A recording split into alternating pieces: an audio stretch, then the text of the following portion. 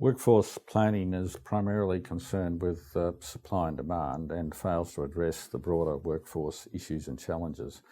It's often undertaken by HR for short-term purposes, budgetary purposes primarily, and it's not necessarily owned by the business.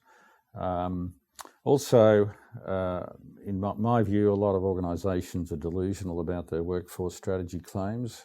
They may have bundles of HR policies, they may undertake succession planning, talent management, but essentially they're a series of HR initiatives. They don't constitute a comprehensive workforce strategic plan. So I guess the question arises as to what does constitute such a plan? And first of all, a workforce strategic plan is a whole of workforce approach. So it not only includes permanence, but also the contingent workforce. And often contingent workforce is quite a significant component of the overall workforce. We've seen massive growth in this category over the last 10, 15 years.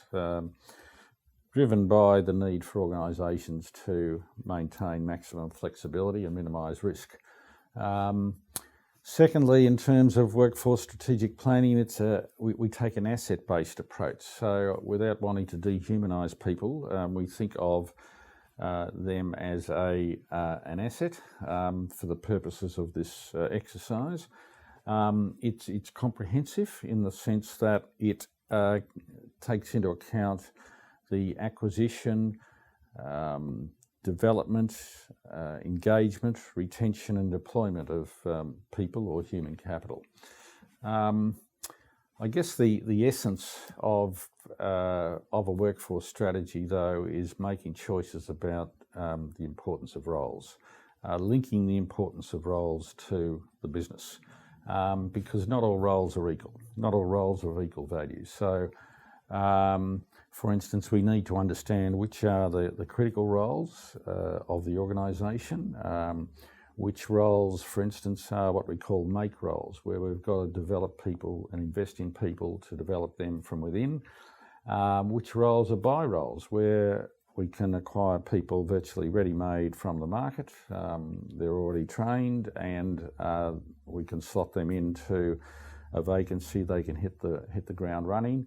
And which roles might be outsourced, because the employment value proposition for all those of those roles varies.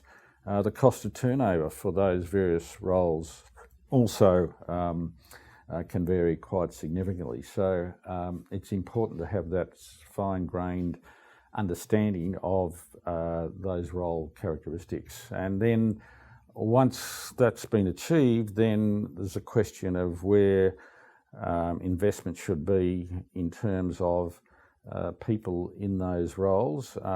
So ideally, we should be investing disproportionately in those roles and people that are going to have maximum leverage on business outcomes. So to sum up, the question is, do you adopt the peanut butter approach of spreading your resources evenly throughout the workforce, or do you adopt a targeted approach where you invest selectively in those roles that are going to have maximum impact? And the key to that is understanding the importance of roles, which roles are more linked more closely to the business strategy, and also segmenting the workforce in a way that identifies those various role categories that I mentioned.